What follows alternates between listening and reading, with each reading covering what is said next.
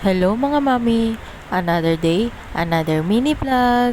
So nagkayayaan nga ulit kami mag-CLS ngayong araw at gawa nga ng gusto nga maglibot ng mga bata at wala din kami magawa sa buong araw. Napagdesisyonan nga namin ni Daddy na pumunta na nga lang ng Kabanatuan at the same time makabisit nga din kami sa aking father. Pero bukod nga doon, ito talaga yung sinadya namin para makapunta nga dito sa Shoeless at makapamili nga ng mga damit. So habang namimili nga si Daddy, ito namang mga bata, ini-entertain nila yung mga sarili nila, mga nagtatakbuhan dito sa loob. At ito naman si Emmy, kagigising nga lang yan kaya ganyan ang itsura at medyo nakangiti nga lang. Ayan nga, tinuturo niya yung damit niya at nakikita niya yung sarili niya. So dapat talaga next Saturday pa kami pupunta dito para nga makabili ng mga shorts ni Daddy at damit. So hindi lang talaga siya yung bibilan ng mga gamit, pati yung mga bata. Talagang sinadya namin dito sa Shoeless kasi dito lang kasi kami nakakabili ng mga damit na nagkakasya sa kanya. At dito lang din kasi kami nakakabili ng mga shorts or jersey na magaganda talaga yung quality at kasya din talaga sa kanya. So ayan nga, paikot-ikot nga kami dito sa loob kasi hinahanap namin yung mga shorts na kasya sa kanya at yung mga bet niya. Pero ayan nga, kung makikita mo yung isa na nakasabit sa kamay niya, may napili na nga siya, isa pa lang. So habang nagtitingin-tingin siya, ayan at nagsusukat-sukat na nga din siya. Pero ito nga, may nanalo na naman. Ayan yung pangalawa na napili niya. Maganda rin naman talaga at kasyang-kasya sa kanya. Ito nga't nakapamili na nga siya ng dalawa. Sabi niya t-shirt naman. Ito nga't ayaw na daw niya tumingin ng short. Pero ayan niya, tumitingin pa rin siya kahit sabi niya okay na siya sa dalawa na yun. Hindi niya rin naman talaga kasi maiiwasan kasi nga sobrang gaganda ng mga short dito at magaganda yung quality. Kaso sadyang hindi kasya sa kanya yung iba kaya wala siyang magawa kundi tumingin-tingin na lang. So ayan, naghanap-hanap na talaga siya ng mga damit na gusto niya. Sa totoo lang, magaganda naman talaga lahat ng mga damit. Kaso hinahanap namin yung magkakasya sa kanya. Ito nga't naghanap-hanap muna kami ng mga design na magugustuhan niya at nag-ikot-ikot na nga rin at naghanap ng mga sizes na kasya sa kanya. So nagustuhan niya nga yung kulay na to tsaka yung design kaya sinukat niya. Tinignan muna niya kung kasya sa kanya kasi gusto nga niya makakuha ng isang ganitong design. So syempre nagustuhan niya yan kasi nga nagkasya sa kanya, maganda rin yung design. So kapag tapos ni Daddy mamili ng kanya mga damit, ito nga't nagdiretso na nga rin kami dito sa SM para nga makakain muna kasi bago kami mag-travel, hindi muna kami kumain ng tanghalian kasi dito nga namin balak kumain sa Bonchon. Hapon na nga rin kami nung nakapunta dyan sa Kabanatuan. Mga 4:30 na yan nung nakapunta rin kami sa SM kaya medyo gutom na nga rin yung mga bata. Syempre gutom na nga rin kami kaya hindi na rin talaga sila makapaghintay. Uminom na talaga sila ng juice. Sabi kasi ni Daddy na 20 minutes pa daw bago maihatid yung order namin. At ito na nga lang yung pinagawa namin sa kanila lalo na kay Emmy kasi nangungulit si Emmy kaya pinanood na lang namin siya ng mga palabas dyan sa YouTube. So, habang naghihintay nga kami, yan nililibang na lang namin yung mga bata. Tinanong nga din namin si Kuya kung anong number yung nakalagay doon kasi hindi naman siya marunong magbilang kaya tinanong namin, ayan yung sabi niya. Fist bump daw kayo. Galing nga, hindi sayang ang tutor. Huwag mo sutukin.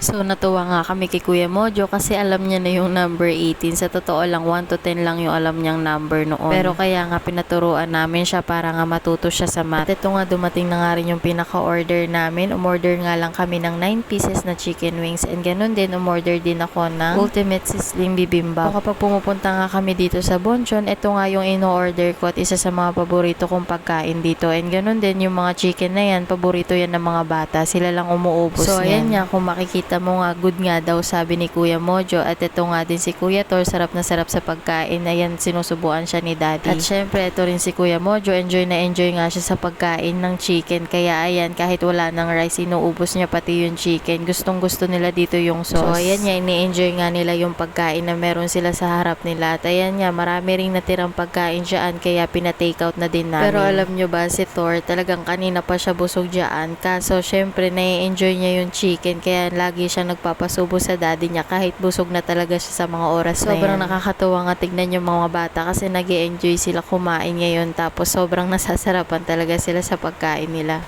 So pagkatapos nga namin kumain, ito nga dumiretso na nga rin kami sa department store. Kung kanina nakita nyo si Emmy nakasakay sa escalator, unang beses niya yun na tumapak doon kaya ganun yung itsura niya. Kaya pagkarating nga lang din namin dito sa loob ng department store, pumunta agad kami sa kids section ng mga damit. Ito nga't namili na nga din si Kuya Thor. Ayan nga yung mga napili niya, yung mga dinosaur na nakita nyo kanina. Pero may napili na nga rin kami para kay Emmy kaya hindi ko na nga rin naipakita kasi nagmamadali yung mga bata na makapamili ng mga gusto nilang damit. Dito nga kami dumiretso sa marble section kasi ito yung mga damit na meron sila at gustong gusto ko yung tela dito. Ito nga't natutuwa si Kuya Mojo doon sa costume ng Spider-Man kaso nga hindi yun ang bibilin namin kahit yun yung gusto niyang ipabili sa Habang akin. Nagtitingin niya kami dito sa marble section, ayan nga't nagtuturo nga din si Emit, natutuwa siya sa mga superhero na nakikita niya. Pero ito nga yung napili ni Kuya Mojo, gusto din daw niya ng dinosaur na damit. Dinala ko nga siya dito sa marble section kaso hindi pala yun yung gusto niya, parang ako pala yung may gusto doon. Kaya nagwagi si Kuya Mojo, kaya nakuha pa rin niya yung gusto niyang design na dinosaur. Kaya pagkatapos nga din namin mamili, ito nga't nagtingin-tingin muna sila ng pwede pa nilang mabili dito sa gilid-gilid kaso nga ito nga't nagyaya na nga rin ako para makapagbayad at makapunta doon sa mga palaruan. Kasi nga kanina pa nagyayaya yung mga bata doon sa palaruan, gusto na daw nila maglaro doon sa mga bola-bola. Syempre alam na namin kung ano yung mga sinasabi nilang bola-bola, kaya dinala na rin namin sila dito sa Kidsuna para makapaglaro na sila. Ito talaga yung gustong gusto nila, kahit sino naman basta bata, palaruan ang pupuntahan. Ayan nga't nag-e-enjoy na nga rin si Emmy dyan. Alam nyo ba, nung 10 months old pa lang si Emmy, nung binaba namin siya dyan, takot na takot siya kasi parang nalulunod siya sa tingin niya. So ito nga, tinitignan ko nga lang sila habang naglalaro sila at ayun nga si Dikong Tor nasa loob na ng padulasan. At si Kuya Mojo naman, nandun nga kasama ni Daddy na naglalaro. Ito naman si Emmy, ako yung nagbabantay sa kanya. Si Tor naman, medyo kaya niya na maglaro mag-isa kaya hinahayaan ko, tumitingin-tingin na lang ako. Bali 2-in-1 niya ako dito kasi si Emmy paikot-ikot lang naman dito sa puzzle at saka babalik sa bola-bola kaya nakikita ko rin si Tor doon sa kanyang pinaglalaroan. Grabe, sobrang nagulat ako sa kalikutan ni Emmy dito. Talagang yung puyo niya na yan na dalawa, umiikot na talaga. Talagang makikita mong gumagana na yung dalawang puyo niya sa ulo. Paikot-ikot siya dito sa buong palaruan. Lahat yata ng mga laruan dito na laro niya na at naikutan. Pero okay lang yan, natutuwa ako kasi nag-e-enjoy siya pati yung mga kuya niya. So ayan yan, naglalaro-laro nga lang sila at panoorin nyo na lang muna kung paano sila maglaro dito.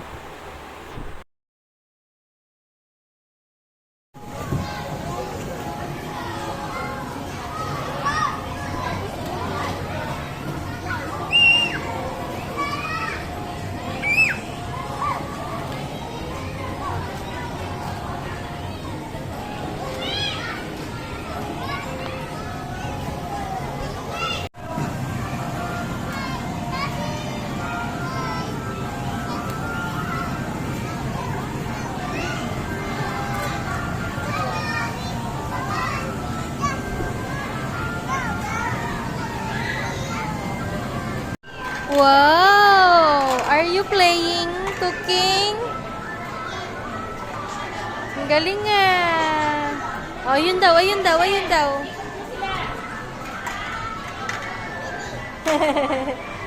Wow!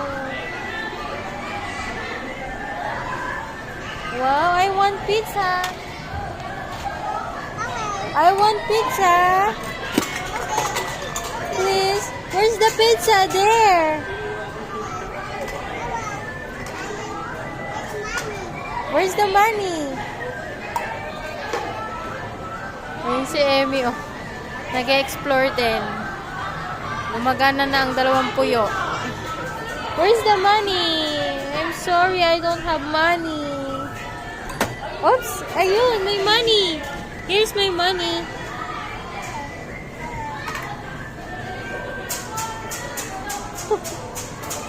Thank you. Yum, yum, yum, yum, yum, yum, yum. Ayun si Tor, ayun si Kuya, oh. Nag-CR. Kaya ngayon lang dumating.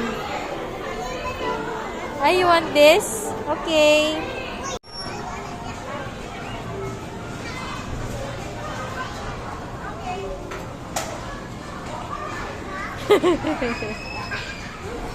Hindi na nakatayo.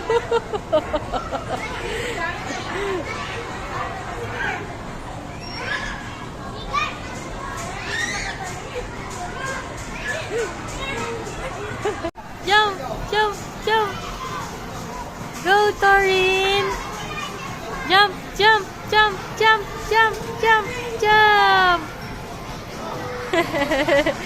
Hindi siya makatalon kanina kasi maraming kalaro eh. Yan, siya mag-isa ngayon. Oy! Oy! Oy! Oy!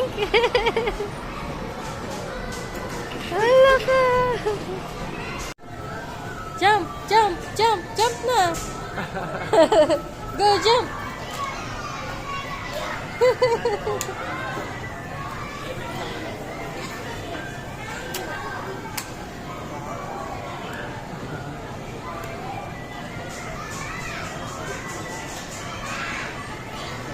Right?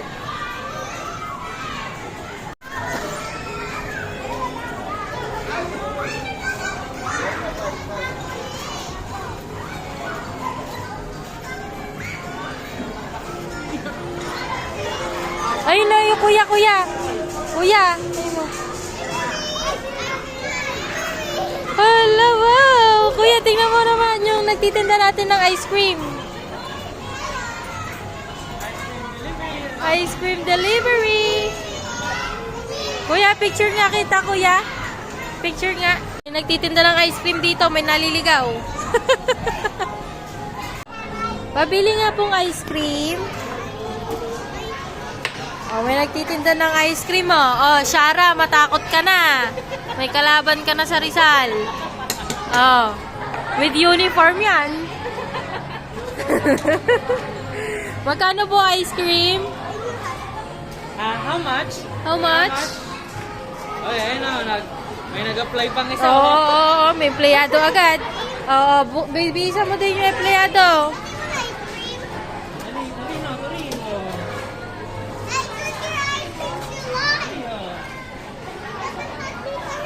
Neng?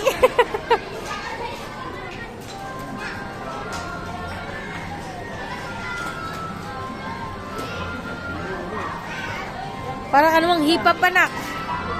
Yo! Hindi siya mukhang ice cream vendor eh. Mukha siyang hip-hop. Hey, where's my dog? Yo, what's up? Come on. Hey, yo. Ayan. Yo. What's up, guys? Ice cream, what do you want?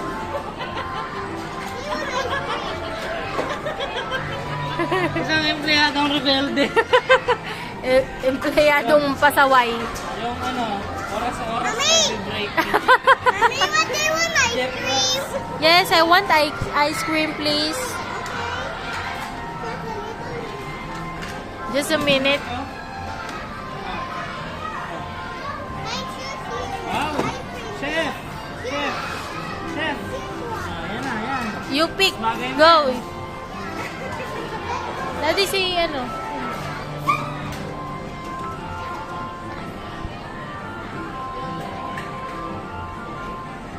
Thank you so much. I want ice cream. You too? You want ice cream? Oh, Halika, tanggalin na natin. Ayan, mag-resign ka na. Nagre-resign na, oh.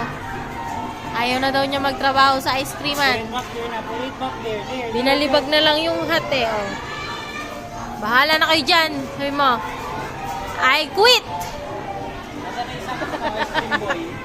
So pagkatapos nga nila maglaro, ayan at nagmamadali sila at pupunta nga kami doon sa kanilang Mama Jo para nga makabili ako ng sabon na gagamitin ko. Pero syempre pagkalabas nga namin ng Kidzuna, ayan at nagpabili sila ng popcorn. Yan yung mga gawain nila tuwing pupunta kami dyan at pagkatapos nila bumibili sila ng popcorn. Ayan at nandito na nga rin kami, tuwan-tuwa nga yung Mama Jo nila nung nakita sila at ayan at na-miss nga niya yung mga bata. So sobrang kukulit ng mga yan pero love na love sila ng kanilang Mama Jo at Daddy Yo. So ito talaga yung sinadya ko dito para makabili ng sabon kasi mauubos na nga din yung ginagamit ko sa bahay. Ito lang din kasi yung nakatulong sa pimples ko na mawala. Pero syempre hindi inaasahan na ayan at nagpaderma na nga rin ako habang may oras pa nga kami dito. So ayan at nag-i-start na nga din kami para naman matapos kami ng maaga-aga. Late na rin kasi niyan. Ako na lang ata yung customer Hindi niyan. Hindi talaga inaasahan na magpapaganito ko. Kaya habang may oras talagang nag-request ako kay daddy baka pwede akong sumingit dahil kahit pagod na pagod siya, ayan at pinayagan niya. Sobrang nakakapagod talaga kapag tatlong makukulit yung alaga mo. Kaya kailangan mo rin kahit paminsan-minsan mag-relax kasi talaga namang nakaka-stress. Kahit ayaw mo ma-stress, di maiiwasan yan kapag may anak ka ng mga malukukulit. Sobrang natuwa din naman ako nung pinayagan ako ni daddy kasi kahit papaano na-relax din naman ako at na-massage din ako dyan. Isa sa mga paboritong part ko nga dito kapag kami na-massage yung mukha ko talaga namang nakaka-relax. So nagpaderma nga ako para naman ma-deep cleanse naman ang aking mukha at mawala-wala ang mga impurities. Pero syempre hindi naman mawawala agad yan. So pumupunta lang talaga kami dito kapag may time ako at si Patrick para naman makapag-relax kami at makapaglaro yung mga bata. Habang nagpapaganyan din naman ako, si Patrick nagpapamassage naman siya. And buti nga kamo nandito si Kuya kaya kahit papano may katulong kami mag-alaga sa mga bata habang nagre-relax kami ni Patrick. So ayan ya't pinagabutan na nga rin kami ng closing dyan. Sinusundo na nga rin ako ng mga bata at ayan ya't nagpicture muna sila. Sa araw nga na to, sobrang napagod kami at na-relax din naman kami at nag-enjoy naman yung mga bata. So ayun lang, maraming salamat sa panonood.